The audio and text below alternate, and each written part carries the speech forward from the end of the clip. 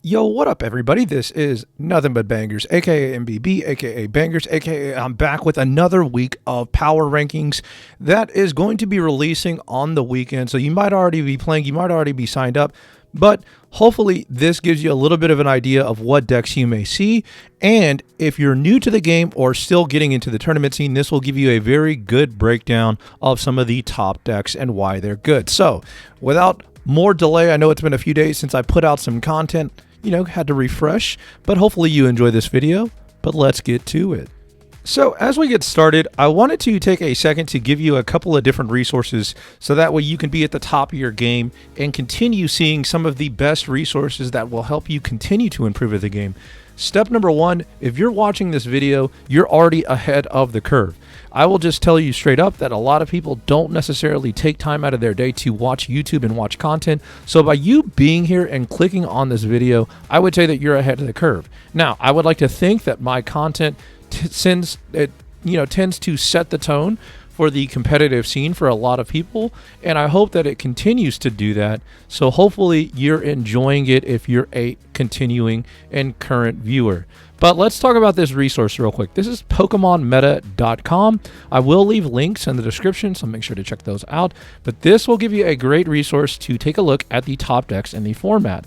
Now, I don't necessarily get into tier list. I like to make my power rankings and give you the reasoning behind it because it's kind of hard to know what people are looking for on tier list. But this is a resource where you can check out the first place decks from tournaments really recently. And again, like you will be able to kind of sort these, look through them, kind of click on the deck list and take a look. So for example, if you wanted to go back to, one of the main reasons why a lot of people are familiar with my content, back when I won at the time the largest tournament, which was 128 players compared to now it's tiny. But again, it gives you a breakdown of the deck in terms of what cards are in it, and then if there's YouTube videos and whatnot, you can also check those out. So highly recommend this resource, PokemonMeta.com. Definitely check it out. If you are looking for more of like an article-centric kind of resource, and I do plan on writing some articles, so let me know in the comments what articles you would like to see me cover. I would like to think of it as a visual kind of like reading supplement to the content that's the video content. So it's visual in a different way, right? You've got the visual with the videos, but then you've also got the articles, which are typed, written down, hopefully in an elegant manner. But again, let me know what kind of articles you might want to see. I would definitely love to make some more content for you guys in different ways, as well as the first weekend, which is going to be actually in like the next few hours. I'm going to be streaming casting some of the tournaments. So check that out as well. But anyways, this is another resource. It's Pokemon-zone.com, or I guess it's a hyphen, right? It's actually a hyphen. I'll leave this link in the description, but again, it's a great resource, and I do want to give a shout out to the creators for helping me or letting me contribute to this website as well. Some of you may know me from this website. Now, the last thing I do want to go over is the PTC GPT. This is going to be the people that host the the Pocket Legends League tournaments and the Little Legend Leagues tournaments. So if you're looking for a tournament to get into, I highly recommend these tournaments. They are very competitive and will give you a great base of experience to learn. The Discord is very friendly as well. They're not banning people for for plugging their content or hosting other tournaments. This is by far the best community. It's better than the subreddit. It's better than the people that are affiliated with the subreddit because that's a whole nother situation. But definitely check this out. And they do have a tournament that's going on this weekend that's got no restrictions. And then they also do a tournament in the middle of the week that does have restrictions. So sometimes they'll play nothing but, non-EX tournaments once a week. And then for this particular tournament that's coming up, there's a ban list. So you can't play Arcanine, Articuno, Marowak, Mewtwo, Moltres, Pikachu, Starmie, or Zapdos EX. You also cannot play Blaine, Erica, or Misty. So it's a little bit of a different way to play the game. Maybe allows you to play some Pokemon that you normally don't get to play. But that's my plugs for the video. Let's get to what you clicked on the video for. Let's get to the power rankings right now. So starting off with the Pikachu variant that I think has to be kind of the pivot right now. If you've been watching my content, you know that I've been very keen on the Raichu variants for a while, and they've been performing very well. But now that we see a new number one deck in my power rankings. I do think that Pikachu must adjust, although it is still winning a lot of the tournaments, as you'll notice if you look at PokemonMeta.com. But I do think that Pikachu EX will have to kind of shift its game plan to try to deal with the new number one deck. Now, the way that they are able to do this, in my opinion, is by using Electrode and also splashing a Zeb Sniper, which is Zeb Strike. I just call it Zeb Sniper because it snipes, you know. But anyway, so this is the list that has been first placed in one of the recent tournaments. And this kind of there's a breakdown. I've already talked about all this stuff in one of my other videos regarding this kind of variant, so I'm not going to go too far in detail. You can kind of go through all the ratings yourself. I don't want to make this video too long, especially because we do have some new decks that I want to spend some time on. But you can pause the video, check out the breakdown. But again, very straightforward list. You'll notice one thing. Obviously, I'm a person that does think that red card is pretty good, but you'll notice the absence of red card here. And hey, there's no Giovanni here, so that could be something that is a little bit debatable, right? Like, could you cut one Sabrina for a Giovanni so that way you hit some breakpoints, like 100 breakpoint on your Pikachu? Or are you better off cutting a Sabrina and adding a red card? There's definitely debate there, but this is a deck list that I do think is very solid, especially if you're trying to find a Pikachu variant that can stand up to the new number one deck in the meta. So there's the rating, still a 20 out of 25, so still a 4 rating overall. Very good deck. Going to the other top decks in the meta. Now, Mewtwo has a couple of different variants that are very similar.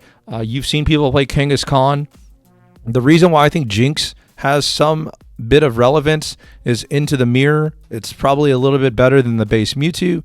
And then also with the new number one deck in town, Jinx actually does a little bit of damage against it that can actually be very relevant and put things into one-hit KO range as a one-prizer, or excuse me, two-hit KO range as a one-prizer. So again, Mewtwo might take a little bit to get going, even the base Mewtwo, right, if you don't hit that Gardevoir. But if you hit Jinx against the new number one deck, according to my power rankings, I do believe that Jinx is a very viable option. And honestly, there might be an argument for a 6 basic build where you play Jinx and Mewtwo. That might be the way that Mewtwo decks have to kind of pivot to try to adjust to the new number one deck, in my opinion. But we'll see this weekend as more results pour in and as we get to see the matchup data against the new number one deck, according to me. Again, just my opinion. Now, when you talk about the other variant of Mewtwo, and again, I'm not going over the ratings because I've already done this in another video. I don't want to bore you if you've already seen it. And if you haven't seen it, well, hey, it's on the screen right now. You can pause it. You can read through it. Just talks about the differences in terms of the early game. And obviously, it adds the idea that more bulk with base Mewtwo is something that's very good. If you're still wondering like why Gardevoir just suddenly got really good in Gardevoir and Mewtwo, it's because of the addition of that 5th basic, whether it's Jinx or whether it's base Mewtwo, because base Mewtwo wrecks the Pikachu matchup if you're able to get it going early, as opposed to giving up a 2-prizer with your Mewtwo EX. So that's the really big difference. And again, it's also a damage sponge in some matchups as well. It sponges damage, and then you just retreat out of it and pivot into your Mewtwo EX. So again, very good card, very good deck. It continues to be one of the top decks in the game. Now, this is revisiting one of the other decks that I've also done in another week. It has had some first places, so I tried to, kind of update the list. I think Ursi actually won a tournament with a deck list like this. The only change was instead of 2 Giovanni, I believe Ursi played 2 X Speed. Now, I just believe in the Giovanni over the X Speed because you're already playing Starmie EX, so I don't think that the extra X Speed is needed. That's just my personal opinion on it. But again, hey, it's a 1-card difference. I think they're both very good builds. And, the big thing with this deck is just Starmie EX is pound for pound one of the best cards in the game. It just has kind of suffered because Pikachu is so popular. But again, dropping that turn, that turn 3, I guess overall turn 3, or dropping an early Starmie EX can just be devastating against other decks. And then you always have the opportunity to high roll with a Articuno and Misty. So very powerful deck. Another variant that you may see with water decks, and this is actually another first place deck. The deck list that I had before, I believe it was actually with Kangaskhan and Farfetch'd. I believe they took out one of the trainers. I don't remember exactly which trainer. But this deck, again, very, very solid. I mean, Greninja is a very good card, although it is stage 2. Farfetch'd allows you to put that early pressure. You could even make an argument that you switch out the Farfetch'd for a Kangaskhan, so you have slightly more bulk, but that does leave you very vulnerable to an early prize like knockout that you can't pivot out of, because that retreat cost from Kangaskhan. And you'll notice no X speed in this deck, so like Kangaskhan, is a little bit harder to get out of the active. So that's another reason why you see Farfetch'd. But again, very good. But again, it can be reliant on evolving. And again, it can be a little cloggy with some of the basics, but it's definitely not super cloggy because if you count the basics, again, you're only playing 5 basics, so not too crazy compared to the list with Kangaskhan. But still, I do think that these 2 decks for water are probably the best water decks. This is another water deck that's been popping up lately, and somebody requested me to do this in the Discord, so I figured I would go ahead and knock this out right away. Now, I want to tell you that I haven't played very many games with this specific list. The variant that I was playing had Mewtwo EX, and it played 2 energy types. So, and I do think that I would probably rate it very similar to what this deck is rated. But anyway, so let's talk about these the reasons why I rated this the way I did. So I'm actually going to break down the ratings here.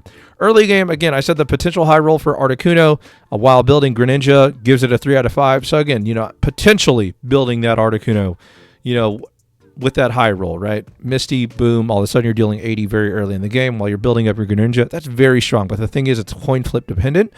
And if you're manually attaching to Articuno, I do think that Articuno is slightly weak. Like, I know that's going to sound crazy, but I think if you're attaching energy one at a time to Articuno EX, it's getting hit with damage. It has the potential to get knocked out in a lot of matchups before you even get to that Blizzard. And then also, it's 2 retreat cost, so unless you have that X speed, you're probably losing all the energy or most of the energy that you built up on it by the time you try to pivot out of it. So, like, that's my big kind of like complaint about Articuno EX and Articuno in general. Is I think it's kind of slow. Like, I think that it's reliant on a coin flip, which is, something that people would say is the same thing for Charizard. But the payoff with Charizard is that it's got the highest damage input in the game. And then also with like Arcanine that relies on Moltres, well, it's one-shotting very relevant meta Pokemon. So like 80 is not one-shotting many things, right? So, and there's no Giovanni. So you're kind of dependent on like Articuno plus Greninja. So again, like, it's just my opinion. As far as the mid to late game, it can soak damage, but again, like the pivot, it's kind of tricky. You're going to need X speed a lot of the time if you have that Articuno EX in the active. But again, the other ones, 1 retreat cost, and then you'll notice there's a base Mewtwo in here that can soak damage as well. And then again, you can retreat with it with 1 energy attachment and an X speed and get out of that active after soaking damage. Now, one question people might ask is, hey, are you playing Psychic Energy? No, you're not. It's strictly like a sponge, right? As far as speed, the speed can vary depending on your Misty flips. Again, there is a damage cap that does kind of limit it to mostly 2-hit KOs in a lot of matchups, which can be relevant, and then Potion can throw some things off a little bit. But if you have Greninja, maybe Greninja can negate the Potion. As far as the bulk and the health, it's got pretty decent bulk because Articuno is pretty bulky.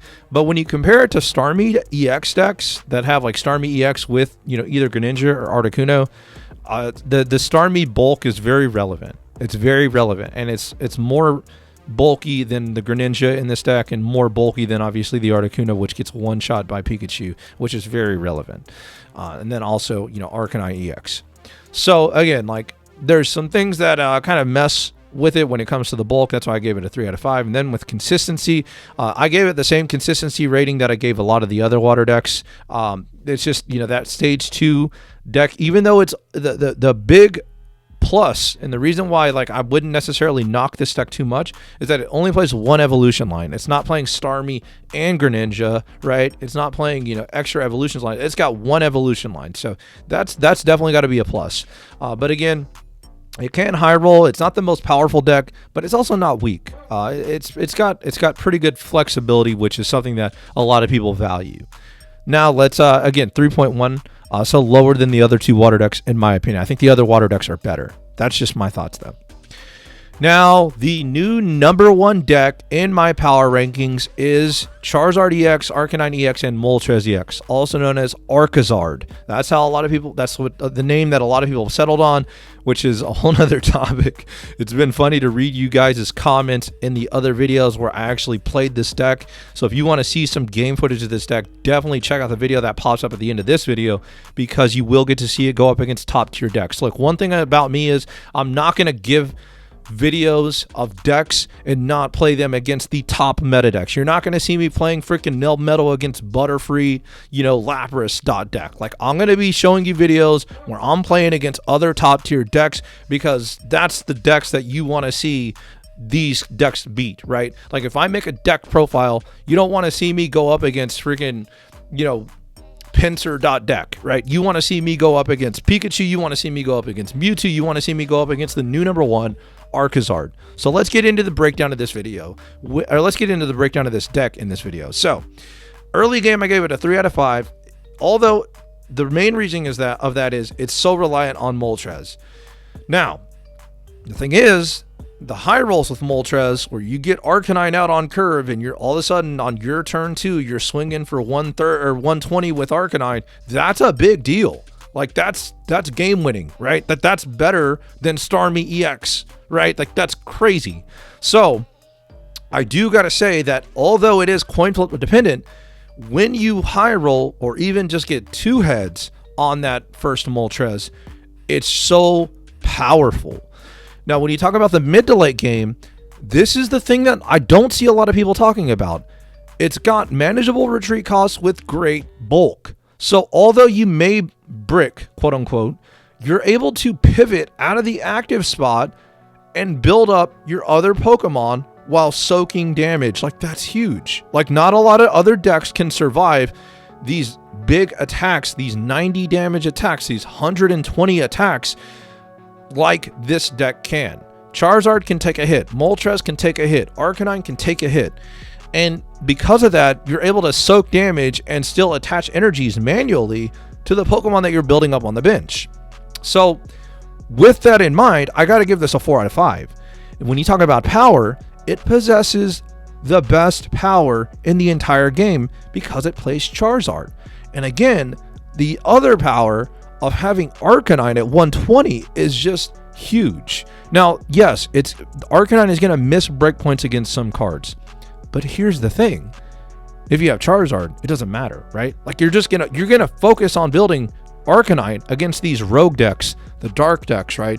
The grass decks, the Blaine's decks, right? You're gonna focus on Arcanine if you can get to it. In the other matchups, like say Mewtwo, you're going to try to build up that Charizard. So it's got the ability to pivot, it's got great bulk, and it's got the highest power of any deck in the game, in my opinion. When you talk about the health, you got to give it a 4.5 out of 5. Like, it's not Venusaur level in terms of like the heal, but it's got almost the same bulk. Like, even though it's not got, like that extra healing with an Erica with, it's only got 1 potion, it still possesses so much bulk and the ability to sponge so much damage that, in my opinion, you got to give it a 4.5 out of 5. Like, this is about as good as it gets, right? It's not perfect because, again, you do have to evolve, but it's got the best bulk out of these top tier decks, in my opinion. Now, the consistency, well, you'll look at this deck on paper and you'll think, man, you're going to brick a lot. And like, that's not necessarily true all the time.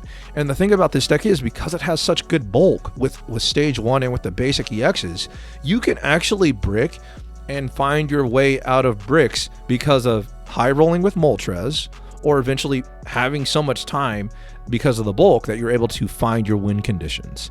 So even though like the consistency's the 3.5, arguably, one of the worst things about this deck, it still has the ability to stall for time to get that hand fixed. So ultimately, I believe that this is, the best deck in the game right now. I think that it's the ultimate counter to Pikachu and Mewtwo, and it deals with rogue decks very well because of a card like an Arcanine. And in my opinion, I've got to give it a 20 out of 25 with I believe it's actually a 4 right out of 5, not a 3.5. So it's actually a 4 out of 5. I didn't edit that fast enough. My mistake. I apologize. But It is, in my opinion, the best deck in the game right now. So right now, these are my power rankings, and you'll notice sometimes you will see discrepancies, like some decks will score higher but be ranked lower. Now, let me just explain this really quickly as we go through the power rankings really quickly. You see number 1, 2, and 3. They're just in a level of their own, in my opinion. But the thing is, although Gardevoir does have a lower rating, it doesn't have, that explosive, like, early game damage unless you just get super lucky with Gardevoir on curve, like a Pikachu EX deck has. But again, like, just from my ratings, even though I do rate Mewtwo lower, I do think that it's better right now head-to-head against Pikachu. And then Pikachu also has difficulty with Arcazard. So although Pikachu metrically scores very well, I do think that it is probably number 3 head-to-head against the other 2 decks. Now, against the field, Pikachu is going to dominate against the field in a lot of matchups just because it's so quick, and that 90 damage very early is just really hard for other rogue decks to overcome. Like, it's hard for almost every other deck on this rating has a hard time dealing with Pikachu EX. And so against the field, like, Pikachu X is going to win a lot of tournaments, and it's going to do very well in a lot of tournaments because of its ability to be so good against the field.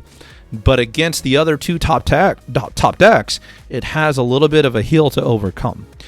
So when you get into the water decks, you see Articuno EX and Starmie EX being rated the same as Starmie EX and Greninja, and then you see the Greninja and Articuno EX deck slightly lower, and then Venusaur EX and Exeggutor EX continues to score well metrically, but be rated very low. I would put it in the same tier. If I was categorizing them via the colors, I would put Venusaur EX and Exeggutor EX in the same level of a Weezing and Arbok, a Marowak and Primeape, and a Blaine's Ninetales, and all those Wigglytuff decks, blah, blah, blah. I would put them in that same stratosphere because the Fire deck just dominates it, right? Like, the Fire deck is just so impossible to overcome.